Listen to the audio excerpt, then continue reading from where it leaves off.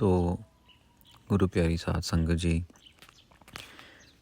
धन धन श्री गुरु ग्रंथ साहिब महाराज जी की अपार कृपा के साथ संपूर्ण लड़ीवार कथा आरंभ हुई है। आप सब ने कृपा करनी है। हम सब मूल मंत्र के अर्थ समझने की कोशिश कर रहे हैं कि गुरु नानक देव जी महाराज हमें मूल मंत्र के राही क्या समझा रहे हैं। मूल मंत्र की शुरुआत होती है बीज मंत्र से, जो कि एक ओंकार हमारा बीज मंत्र है। और बीज मंत्र के बाद आता है सतनाम। सतनाम की व्याख्या कल शुरू हुई और गुरु नानक देव जी महाराज सिद्ध पुरुषों के साथ ये सवाल जवाब कर रहे हैं। सिद्ध पुरुष पूछते हैं कि महाराज आपने एक ओंकार बनाया, ये समझाया कि भी एक अकाल पुरख है, एक वाहिगुरु है, उसका कोई दूसरा रूप नहीं है, उसका कोई दूसरा नाम नहीं है। पर फिर आपने ये क्यों बोला कि सतनाम, उसका नाम सच्चा है। तो अब गुरु नानक देव जी महाराज समझा रहे हैं सच और झूठ का फ़र्क। महाराज बोलते हैं, पूछते हैं कि आप बताओ, क्या आपको कोई और सच्चा नाम पता है। महाराज पूछते हैं कि भी अगर कोई गजेंद्र सिंह है, कोई राजिंदर सिंह है, कोई दिलराज है, कोई और सिंह है, या कोई और है, कोई रमेश शर्मा है, कोई वर्मा है, या कोई पशुनाथ है, या कोई और है, क्या इनमें से कोई नाम सच्चा है। तो अब सिद्ध पुरुष पूछते हैं, महाराज ये सच्चा नाम तो नाम होता है, नाम सच्चा है झूठा है कैसे। तो गुरु महाराज समझाने की कोशिश कर रहे हैं कि जो हमेशा रहे वो सच्चा है और जो ना रहे वो झूठा है। अब आप ये बताओ कि जितने भी नाम इस दुनिया में हैं, क्या वो हमेशा रहने वाले हैं। तो अब सिद्ध पुरुष सोच रहे हैं कि यार नाम रहने वाले हैं, बंदे तो कोई रहता नहीं है, शरीर तो चला जाता है, तो भी क्या जवाब दें इस बात का। तो गुरु महाराज यही समझा रहे हैं कि आप जो सोच रहे हो बिल्कुल ठीक है कि जो शख्स का वजूद ही नहीं रहता तो वो सच्चा कहाँ से होगा। हम सब नाशवान हैं, हम सब शरीर, जितने भी जीव जंतु, जितने भी पेड़ पौधे, पत्ते आते हैं, पतझड़ में झड़ जाते हैं, फूल आते हैं, चले जाते हैं, फल आते हैं, खा लिए जाते हैं, रहने वाला कौन है। तो गुरु नानक देव जी महाराज बड़े प्यार से समझा रहे हैं, हमने उसके नाम के आगे एक ओंकार के बाद हमने उसकी विशेषता लिखी कि भी उसका नाम सत्य है, बाकी सब झूठ है। गुरबाणी में साध संगत जी एक पंक्ति आती है, जगत में झूठी देखी प्रीत। समझने की कोशिश करना।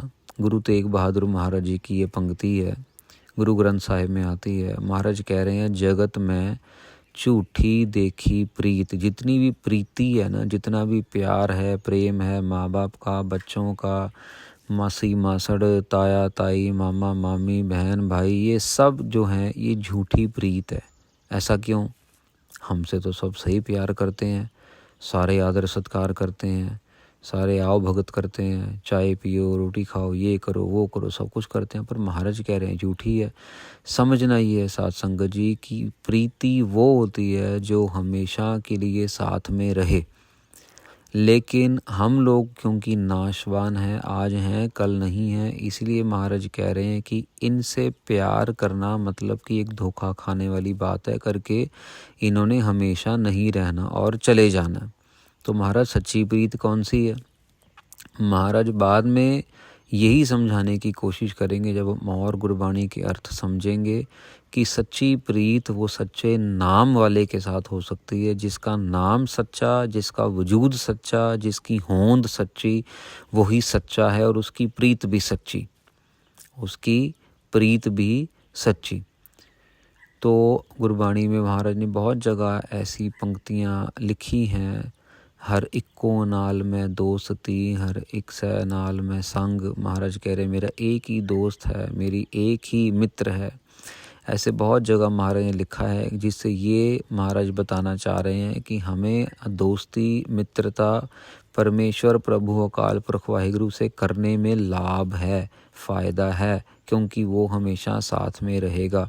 अब असो एक एग्ज़ाम्पल लेते हैं साथ संग जी, भाई बहन का आपस में बहुत प्यार है, लेकिन अब जब बहन की शादी हो गई तो वो अपने घर चली गई। अब बहन की लाइफ में उसके हस्बैंड आ गया, हस्बैंड के साथ प्यार हो गया। अब जो भाई के साथ बातचीत होती थी, थोड़ी बहुती बातचीत, अब वो होनी बंद हो गई, क्योंकि हस्बैंड की तरफ भी ध्यान देना है। फिर धीरे धीरे करते करते उसके बच्चे हो जाएंगे। यहाँ पे भाई की ज़िंदगी में भी लड़की आ जाएगी, उसकी शादी हो जाएगी, तो प्यार बँट गया। अब जो भाई बहन का प्यार हुआ करता था बचपन में, इकट्ठे खाना पीना, खेलना कूदना, एक दूसरे से दुख सुख साझा करना, पढ़ाई में हेल्प करना, अब वो सब कुछ बँट गया। तो करते करते बंटवारा हो गया। अब आगे जब बहन के बच्चे हो गए तो बच्चों में प्यार बँट गया, हस्बैंड के साथ थोड़ा सा प्यार जो है वो टाइम कम देना पड़ेगा। आगे बच्चों की शादी हो गई, उनके बच्चों के साथ प्यार बढ़ गया। तो ये करते करते करते करते ये गेम जो है कहीं ख़त्म होती ही नहीं है। लेकिन परमेश्वर के साथ प्यार जो है वो कभी कम होने वाली इक्वेशन है ही नहीं, वो हमेशा बढ़ता ही जाता है, बढ़ता ही जाता है, बस भावना की ज़रूरत है। तो गुरु महाराज यहाँ पे बड़े प्यार से समझा रहे हैं सिद्ध पुरुषों, उसका नाम सच्चा है, इसीलिए सच्चा है क्योंकि उसका वजूद सच्चा है। क्योंकि ऐसा नहीं कि वो आज है और कल नहीं होगा, ऐसा नहीं कि वो अभी है और बाद में नहीं होगा, ऐसा नहीं कि वो दिन में है और रात को नहीं होगा, ऐसा नहीं है कि वो एक हफ्ते में एक बार आएगा, वीकेंड में आएगा और बाकी वीक में नहीं आपको मिलेगा, वो काम पे चला जाएगा, ऐसा नहीं है। उसका नाम सच्चा है, उसका काम सच्चा है, उसकी होंद सच्ची है। इसीलिए हमने ये लिखा है, क्या लिखा है, सतनाम, कि हमने उसके नाम को सत लिखा है। अब जब हम सतनाम का जाप करेंगे तो मन में हमेशा ये ख्याल रखना है कि ये नाम जो है हमेशा रहने वाला है, सच्चा है। बच्चा 1 साल का हो या 80 साल का हो जाए, वो नाम वहीं का वहीं रहेगा, वो बदलेगा नहीं। आम तौर पे कह देते हैं ना, अरे यार ये बॉबी तो बिल्कुल बदल गया, अरे यार ये माताजी तो बहुत पहले ऐसे हुआ करती थी, अभी तो बिल्कुल बदल गई। ऐसे आम तौर पे हम बातचीत करते हैं ना, पर कभी सुना है कि परमेश्वर बदल गया? कभी सुना है कि भगवान बदल गया? नहीं, कभी नहीं सुना। कभी भगवान के बारे में सुना कि उसकी आस्था बदल गई, या कभी सुना हो कि उसका रंग रूप बदल गया, या कभी सुना हो ऐसा कि उसकी जगह बदल गई कि आज तो भगवान इंग्लैंड में थे और अभी अमेरिका पहुंच गए, अब इंग्लैंड में भगवान नहीं है, ऐसा तो कभी सुना नहीं। तो साथ संगत जी, ये विचार साथ साथ में चलती रहेगी तो ईश्वर के प्रति हमारा प्रेम और बढ़ता रहेगा। परमात्मा अकाल पुरख वाहिगुरु हमारे आस पास अपनी होंद को हमें हमेशा महसूस करवाते रहेंगे अगर हमारा उनसे प्यार बढ़ता रहेगा। फिर किसी भी बात से डर लगने की ज़रूरत नहीं। भले ही सामने बंदूक लेकर कोई खड़ा हो, क्या फ़र्क पड़ेगा, मार देगा ना, मार दे, क्या फ़र्क पड़ता है, शरीर है, उसने जाना ही है, आज भी जाना है, कल भी जाना है। इसी डर की वजह से तो हमारा जो है आम लोग जो है हमारा नुकसान करते रहते हैं, ये कर देंगे, वो कर देंगे, ऐसा कर देंगे, वैसा, और हम डर के मारे उनसे दबते चले जाते हैं और परमेश्वर से टूट जाते हैं, परमेश्वर से दूर हो जाते हैं, नशों में पड़ जाते हैं, गाली गलौज करते हैं, गलत काम करते हैं। अगर किसी के पास कोई कारोबार नहीं है तो चोरी में पड़ जाएगा, लेकिन ये नहीं पता कि चोरी ईश्वर को नहीं भाती। चोरी करना जो है वो पाप है। छोटे छोटे बच्चों को पढ़ाया जाता है स्कूल में। तो ये सब साध संगत जी, जो ये सतनाम का जो अर्थ है, ये हमें उसके और नज़दीक लेके जा रहा है। अब गुरु महाराज आगे चल रहे हैं, एक ओंकार सतनाम। अब महाराज आगे कह रहे हैं कर्ता पुरख। बड़ा प्यारा महाराज ने एक वडियाई है अकाल पुरख वाहिगुरु की, कर्ता पुरख, कि महाराज कह रहे हैं कि ये जो परमेश्वर है, मूल मंत्र के अंदर महाराज ने सिद्ध पुरुषों को समझा रहे हैं और वो उनसे पूछ रहे हैं कि महाराज आपने सतनाम के बाद ये कर्ता पुरख क्यों रखा, इसका क्या मीनिंग बनता है? हम तो सिर्फ ओम ओम का जाप कर रहे हैं और आपने इतने सारे लिख दिए आगे, तो कर्ता पुरख इसका क्या मतलब बनता? महाराज कर्ता पुरख का मतलब समझाएंगे कि हे सिद्ध पुरुषों, तुम्हें ये तो पता है कि ये धरती बनी, ये चंद्रमा बना, ये सूरज बने, चांद तारे सब कुछ बने, पर ये समझ भी इस बात की रखनी है कि जब ये पहाड़ बने, ये नदियाँ बनी, ये वातावरण बना, ये पेड़ पौधे वनस्पति बनी, ये बनने के बाद ये बना के कहीं छोड़ नहीं दिया इनको कहीं कोने में रख नहीं दिया बना के। ईश्वर ने, परमेश्वर ने ये सब कुछ बनाया और फिर बनाने के बाद इसमें खुद वो बस रहा है। ये बड़ी यूनिक चीज़ है साध संगत जी। आप देखते होंगे कि मिस्त्री लोग आते हैं, हमारे घर वर बनाते हैं, ईंटें, सीमेंट, टाइल वाइल लगाते हैं, लेकिन उस घर में रहते नहीं हैं, चले जाते हैं। आपने देखा होगा गाड़ी बनाने वाली कंपनी गाड़ी बनाएगी, गाड़ी बना के आप गाड़ी खरीदेंगे और उसको चलाएंगे। कंपनी गाड़ी नहीं चला रही है, जिस बंदे ने गाड़ी बनाई, जिन मिस्त्रियों ने, कारीगरों ने, जिस इंजीनियर ने गाड़ी बनाई, वो नहीं चला रहा है। बड़ी यूनिक चीज़ है। कर्ता पुरख, जो ये करता है, जिसने सारा कुछ बनाया है, ये उसमें खुद पुरख बन के बैठा हुआ है। पुरख मतलब प्रधान, पुरख मतलब जैसे मैनेजर कह लीजिए, पुरख मतलब सुपरवाइजर कह लीजिए, पुरख प्रधान।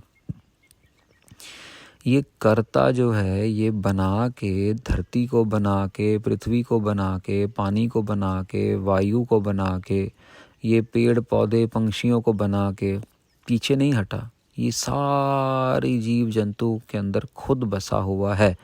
आप एक मिसाल देख लीजिए, जब तक तो इंसान की या किसी जानवर की सांस चल रही है, तब तक तो वो हरकत कर रहा है, वो चल रहा है, दौड़ रहा है, बात कर रहा है, इशारे दे रहा है, खाना खा रहा है, जंगल पानी जा रहा है, बाथरूम टॉयलेट जा रहा है, सब कुछ कर रहा है। पर जैसे ही उसके अंदर से परमेश्वर की जोत खत्म हुई, तो वो एक तरीके से डेड है, जड़ है, उसमें कोई जान नहीं है, उसमें कोई भी पत्थर के वांग है वो, उसमें कोई जान नहीं रह गई। ऐसा क्यों हुआ? क्योंकि जिसने बनाया था वो बीच में से निकल गया। समझने की कोशिश करनी है। जिसने बनाया वो जब तक बीच में है तब तक तो सब कुछ चल रहा है, पर जिसने बनाया और जब वो बीच में से निकल गया तो सारी गेम खत्म। ये है कर्ता पुरख, जो बना के बीच में खुद मौजूद है, जो बनाने के बाद साइड पे नहीं हो गया लेकिन बीच में है। तो जब अब ये जाप हम करेंगे कर्ता पुरख, तो ये याद रहेगा कि हमें बनाने वाला भी वही है और हमें चलाने वाला भी हमारे अंदर भी वही बैठा है। ऐसा नहीं कि हमें जंगल के अंदर जाके उसको कहीं पेड़ के ऊपर ढूंढना पड़ेगा या पहाड़ों पे जाके उसको ढूंढना पड़ेगा या वो सिर्फ बर्फ़ के अंदर मिलेगा और वो हमें गर्म जगह में, रेगिस्तान में नहीं मिलेगा। ऐसा नहीं है साध संगत जी, वो हमारे अंदर है। आम तौर पे हम सुनते हैं ये बात रहे वो तो अंदर ही है, लेकिन अंदर से उसको बाहर प्रगट करना है। और ये सारी भक्ति की जो गेम है ये प्रगट करने की ही है। जो प्यार से, श्रद्धा भावना से जाप करता है वो तो उसको प्रगट कर लेता है।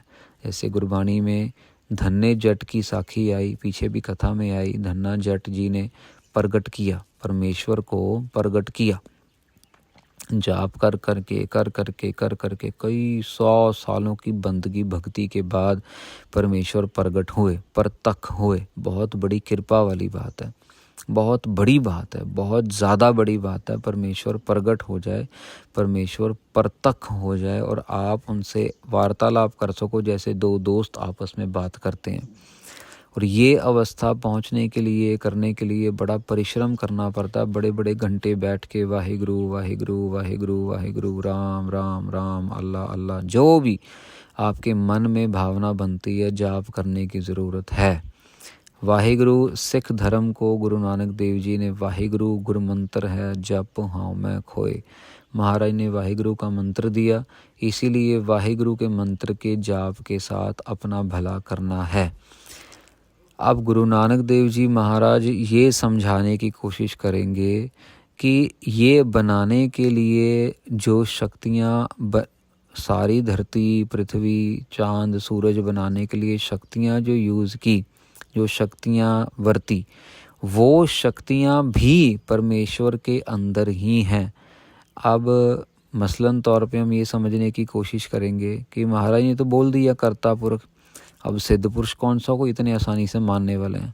अब महाराज आपको पूछते हैं सिद्ध पुरुष, महाराज आप कह रहे हो कि भी हमारे अंदर भगवान है, हमारे अंदर ही है, पर हमारे अंदर तो पानी है, शरीर के अंदर तो पानी है, शरीर के अंदर तो आग बहुत है, शरीर के अंदर तो हम हवा ले रहे हैं, हवा छोड़ रहे हैं, और हमारा शरीर मिट्टी से बना हुआ है। तो महाराज ये बात समझ नहीं आई कि मतलब कैसे हमारे अंदर है और बाहर है, और हमारे अंदर तो ये तत्व बैठे हुए हैं, पानी एक तत्व है, हवा एक तत्व है, जो अग्नि है वो एक तत्व है। ये कैसे मतलब महाराज कैसे समझ नहीं आया। गुरु नानक देव जी महाराज अब ये समझा रहे हैं कि वो इतना सूक्ष्म है कि जब हमारे अंदर शरीर के अंदर आग जहाँ पे है वहाँ पे वो आग बन के बैठा है, जब हमारे अंदर जहाँ पे पानी है वहाँ पे वो पानी बन के बैठा है, जहाँ पे हमने हवा लेनी है वहाँ से वो हवा बन के अंदर जा रहा है, हवा बन के बाहर आ रहा है। गुरु नानक देव जी महाराज से एग्जाम्पल दे रहे हैं कि अगर कोई शरीर शांत हो जाता है, मर जाता है कोई, तो आपको पता है धीरे धीरे करते करते करते शरीर का पानी सूख जाता है, शरीर ठंडा पड़ जाता है। ठंडा चीज़ कब पड़ेगी? जब अंदर की जो अग्नि है वो ख़त्म होती चली जाएगी। तो जब तक अंदर उसकी ज्योत काम कर रही है, ऐसे तत्व के अनुसार अग्नि, जल, वायु, ऐसे तत्वों के अनुसार जो 5 तत्व हैं हमारे अंदर, उसके अनुसार उसकी ज्योत काम कर रही है। सो फॉर एग्ज़ाम्पल जैसे कि अब एक टीचर है और एक क्लास में स्टूडेंट्स हैं, और टीचर फिर स्टूडेंट्स के ऊपर एक क्लास मॉनिटर बना देती है, एक क्लास का हेड बॉय बना देती है, समझ लो। तो टीचर जो है वो समझ लीजिए जो है परमात्मा, और जो हेड बॉय है वो है ये 5 तत्व, और जो स्टूडेंट हैं वो हमारा शरीर। अब स्टूडेंटों को चलाने के लिए वो 5 तत्व जो हेड बॉय बनाया टीचर ने, उनकी मर्जी से, उनकी वजह से चल रहा है, लेकिन मर्जी जो है, हुक्म जो है वो टीचर का चल रहा है, वो परमेश्वर का चल रहा है। तो बड़े ध्यान से समझना है, टीचर, क्लास में मॉनिटर और क्लास के बच्चे, कंट्रोल जो है वो सारा टीचर का है, लेकिन चला रही है वो मॉनिटर के हिसाब से, क्लास मॉनिटर, लेकिन कंट्रोल कर रही है बच्चों को। तो साथ संगत जी, गुरु नानक देव जी महाराज ने बड़े प्यार से कर्ता पुरख समझा रहे हैं महाराज सिद्ध पुरुषों को। अभी इसके बाद सिद्ध पुरुष महाराज से ये भी पूछने वाले हैं कि महाराज आप कह रहे हो कि कर्ता पुरख, तो अब आपने तो ये बोल दिया कि सब कुछ बनाया, पर लेकिन जब विनाश होता है फिर ये कर्ता पुरख कहाँ जाता है? करके बनाने के बाद तो वो बीच में बैठ गया, पर जब प्रलय आती है, जब युग बदलता है, जब सारा का सारा नाश हो जाता है, तब ये कहाँ है? तब ये बीच में नहीं है। ये सिद्ध पुरुष गुरु नानक देव जी को पूछ रहे हैं। तो सिद्ध पुरुषों को गुरु नानक देव जी महाराज जब जवाब दे रहे हैं, गुरु महाराज कह रहे हैं कि आपको क्या लगता है कि जब तक वो जिस चीज़ को बना के उसमें बैठा है तब तक ही उसकी होंद है, उसके बाद उसकी होंद नहीं है? महाराज कहते हैं कि आप जब पेड़ पे लगा हुआ फल, आपने पेड़ पे लगा हुआ फल जब देख रहे हैं तब वो फल है, जब उसको तोड़ा और खाया तो क्या उसका अंदर का जो रस था वो ख़त्म तो नहीं हुआ? आपको तो फल ने फिर भी रस दिया है, भले ही वो अपने पेड़ से अलग हो चुका है। आप ले लीजिए, मसलन ले लीजिए नींबू ले लीजिए। जब नींबू जब तक पौधे से लगा हुआ है तो ठीक है, लेकिन जब नींबू को तोड़ा, रस तो उसमें तब भी है, और तब भी उसको काट के उसके अंदर से, नींबू के अंदर से रस निकाला जाएगा। जितने भी आप ऐसे गन्ना ले लीजिए, कोई और फल फ्रूट ले लीजिए, उनके अंदर का जो स्वाद है वो उनके अस्तित्व से टूटने के बाद भी जो है वो कायम है। गुरु नारद समझाने की कोशिश कर रहे हैं कि कर्ता पुरख ऐसा नहीं कि जब तक जड़ वस्तु में, जब तक वो जीव में है तब तक ही उसकी होंद है, ऐसा नहीं। जब जीव मर जाता है, जब जीव मिट्टी हो जाता है तो उस मिट्टी में फिर परमेश्वर है। जब जीव, मान लीजिए एग्जाम्पल लेते हैं कि भाई कोई इंसान मर गया, अब जब वो इंसान मरा तो उसको शमशान घाट में लेके गए, अब सिख धर्म में शमशान घाट में लेके जाते हैं, हिंदू धर्म में भी लेके जाते हैं। तो शमशान घाट में लेके जाने के बाद शरीर को आग लगाया जाता है। अब जब शरीर को अग्नि दी जाती है तो जो शरीर है वो जल के राख हो जाता है। अब जल के राख होने का मतलब थोड़ा सा साइंटिफिकली समझिए साथ संगत जी, कि इतना बड़ा शरीर था और वो बिल्कुल राख बन के बस एक मटकी में समा गया। सारी मिट्टी मिट्टी मिट्टी मिट्टी जो है वो राख बन गई। कैसे? क्यों? क्योंकि जो उसके अंदर की अग्नि थी वो अग्नि में समा के निकल गई बाहर। जो उसके अंदर का पानी था वो सूख गया, एवेपोरेट हो गया, वो पानी में पानी मिल गया। जो उसके अंदर की हवा थी वो तो पहले ही बंद हो गई। जब उसने सांस लेना बंद किया तो हवा बंद हो गई, हवा में हवा समा गई। आप समझ रहे हैं ना? जो आकाश एक तत्व है, जब हमने आग लगाई जलाई तो जो हमारे अंदर की आत्मा है वो आकाश में जाके समाई। हमारे जो शरीर के अंदर की आकाश तत्व है, जिसके अंदर हम खेल रहे हैं, कूद रहे हैं, हंस रहे हैं, गा रहे हैं, चल रहे हैं, जा रहे हैं, आ रहे हैं, वो आकाश में मिल गया। और जब जलने के बाद सारा का सारा मिट्टी हो गया, सारा का सारा राख हो गया, और जब हमने उसको पानी में विसर्जन किया तो फिर वो जाके ज़मीन के साथ बैठ गया। और क्योंकि मिट्टी पानी में तैरती तो है नहीं, मिट्टी तो नीचे जाके बैठ जाती है, तो वो सारी की सारी मिट्टी के साथ मिट्टी हो गया।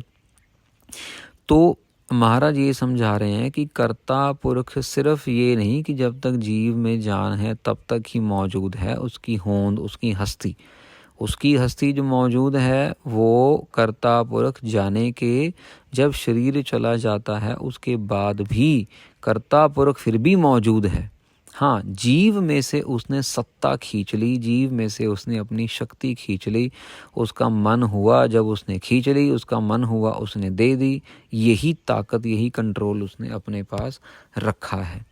तो अब सिद्ध पुरुष धीरे धीरे समझ रहे हैं कि हाँ यार, ये कर्ता पुरख तो फिर ये ज़रूरी है लगाना, क्योंकि अगर ये नहीं लगाएंगे, इसका जाप नहीं करेंगे तो फिर ये बात कैसे याद रहेगी कि वो हमारे अंदर भी है और वो हमारे बाहर भी है।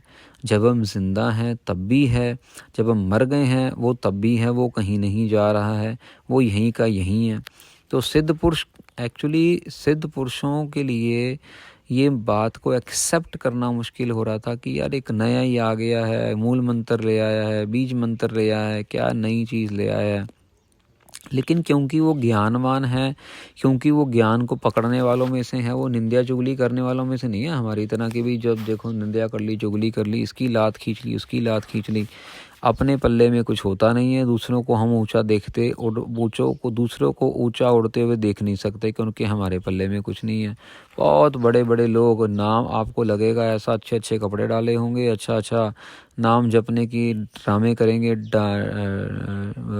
नाटक करेंगे, लेकिन अंदर मन के अंदर छल है, कपट है, अंदर झूठ है, अंदर लोगों को गिराने की क्षमता है, अंदर लोगों का नुकसान करने का जो है उनका मकसद है, अंदर लोगों के खिलाफ जाने का मकसद है, अंदर इतनी नफ़रत भरी हुई है कि कोई हिसाब ही नहीं। लेकिन ऊपर से ऐसे लगेगा अरे वाह यार, ये तो बहुत बड़े भाई साहब हैं, ये तो बहुत बड़ी बीवी जी हैं, ये तो बहुत प्रचार करते हैं।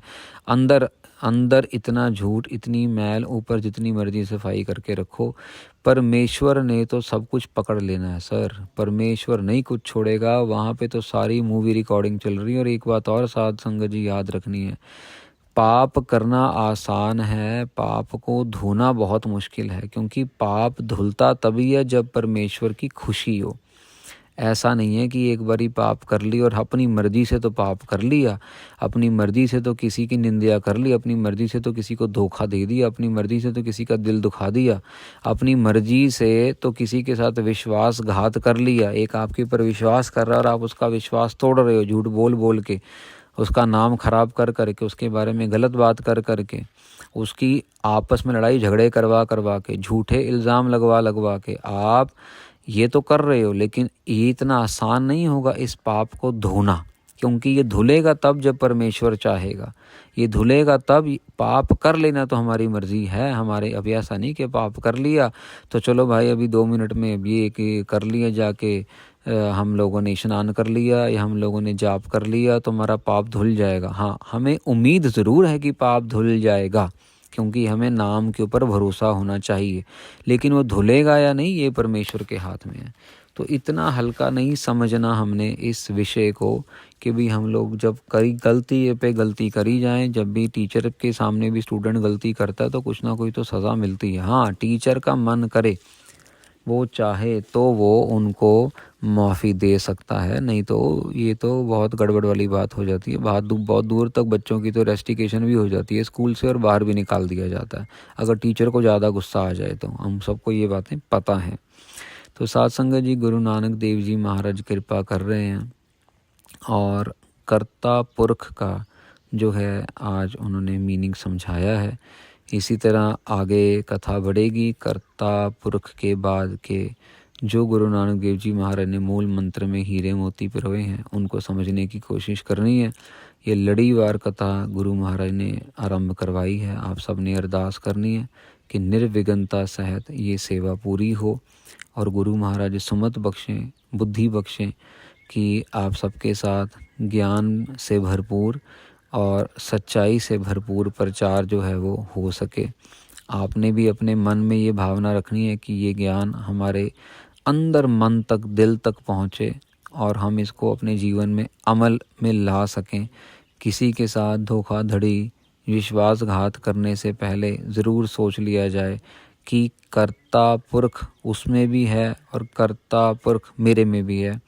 अगर मैं किसी को आज धोखा दूंगा, विश्वासघात करूंगा या मैं चोरी करूंगा या मैं गलत बोलूंगा तो वो सब कुछ मेरे लिए तैयार खड़ा है।